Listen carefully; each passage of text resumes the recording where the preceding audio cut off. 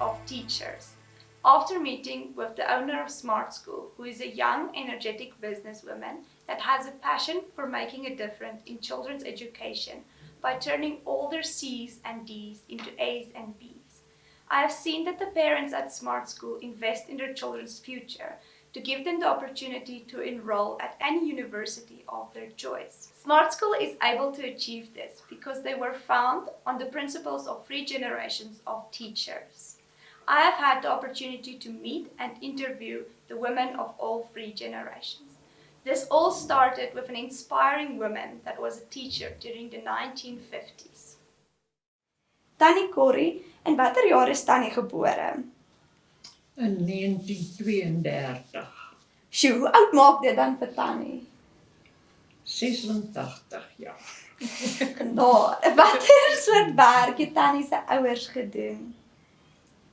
My papi was 'n werktuigkundige, hy het 'n garage gehad, sy eie besigheid. Maar my mammy was maar 'n huisvrou gewees. Het Tannie baie tyd saam met Tannie se pa spandeer en wat het Tannie geleer by hom? Ja, ek was nogal lief om na die garage toe te gaan. En as hy aan 'n kar werk, dan loer ek ook daarin en dan leer ek wat is die name van die parte van die karre. Sal Tannie sê dat Tannie se pa was 'n goeie entrepreneur? Nie eintlik nie. Of sal ek sê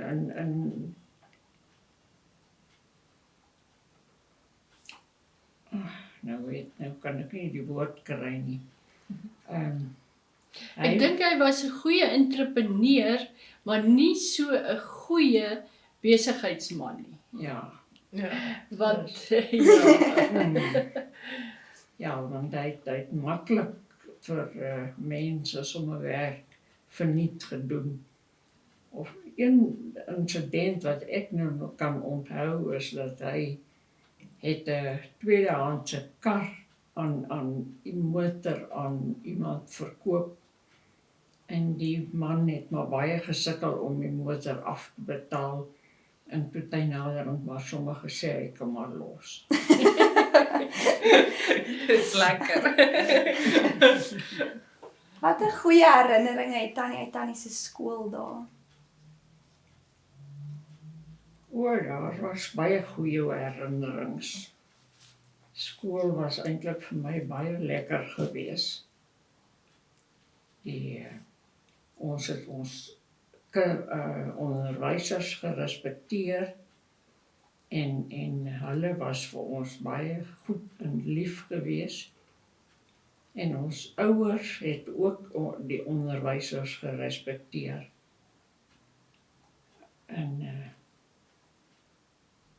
ons het as kinders het ons baie keer veral oor die naweke in die aande sommer bymekaar gekom en dan stap ons maar sommer so deur die dorp, want dit was baie veilig daai jare gewees. En dan wanneer die meisiekinders huis toe gegaan het die seuns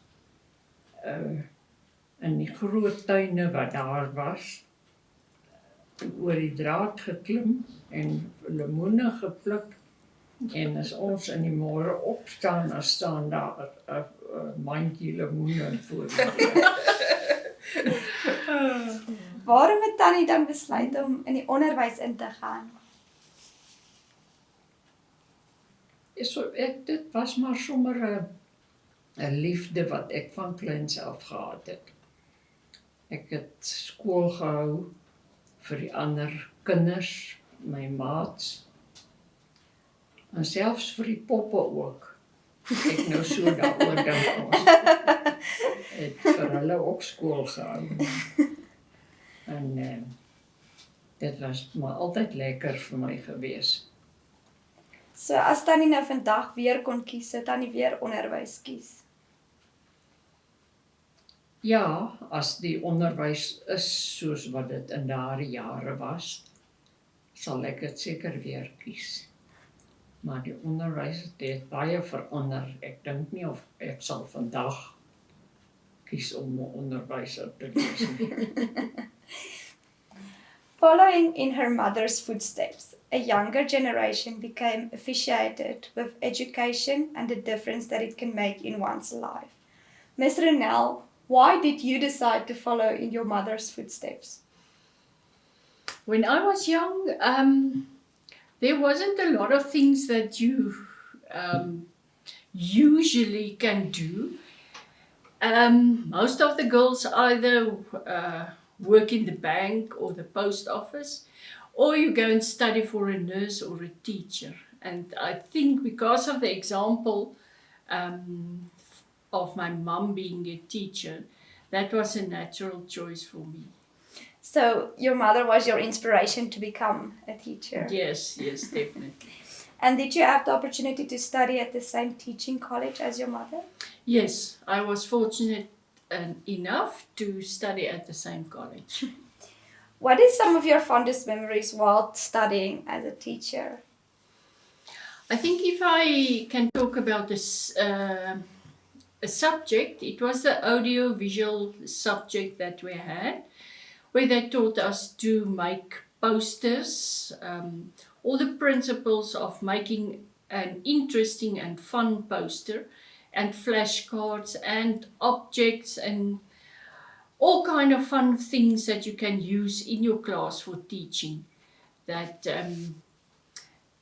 makes teaching also fun for the kids. I have an interesting question for you. So the younger generation currently talks about going clubbing when they're in university. How did you go clubbing during your days? Yeah, I don't think that word existed during my student years. But one fun thing that I can remember was every now and then we bunk a class and then we walk down to the city center with our high heels and stockings, which was compulsory for our dress code.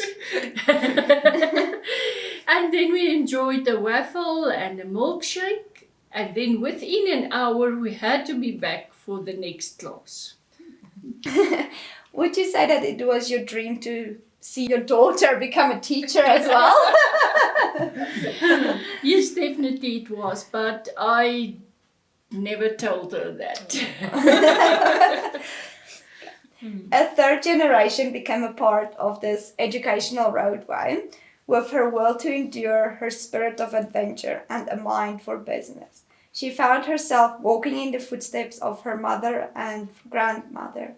Ms. Nelmarie, why did you decide to go overseas after you completed your studies?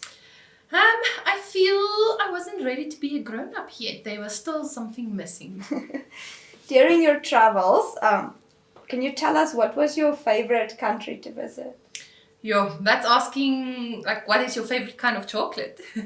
I feel each country has its own majestic beauty it offers. For instance, when I was standing at the edge of the Grand Canyon, seeing how the depth and that years of erosion, just to comprehend that takes you so far back in the past.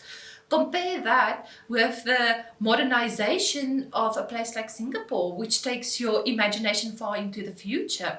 And then you stand in a creative place like Sydney Opera House, where my creative side that was dormant got some inspiration. And snowboarding in Canada was again that adrenaline junkie that got awakened. So I feel the place that was quite memorable for me is I spent a month in Bali, and I feel that was one of the places that I would remember. Okay, so can you tell us a little bit about what is the one thing that you would never leave at home, or something that you always have to pack when you go traveling? We all have a little bit of a sweet tooth, but I always take a tin of caramel condensed milk with me. I feel it's something that you don't get anywhere else. Would you say that your teaching abilities is genetic? Yes. At first, I didn't want to be anything like my mom and my grandmother, you know. But I think I was just in denial about my destiny. So, are you content with your teaching position currently? Yeah, definitely. I can say that every night that I go to bed, I really feel that I had a successful day.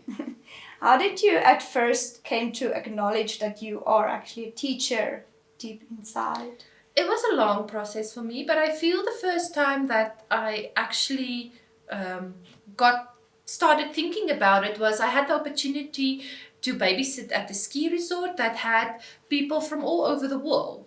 And there, the possibility of working with kids was awakened with me, and also noticing the difference that I can make in a child's life. I feel that was one of the biggest moments for me. So, as the current owner of Smart School, can you tell us about a day in Nelmarie's life? Well, I get up around about 6 o'clock in the morning, and then I always try to take some me time. It's important for me. I do it whether to enjoy a nice cup of coffee on the porch or to take my dogs out for a walk.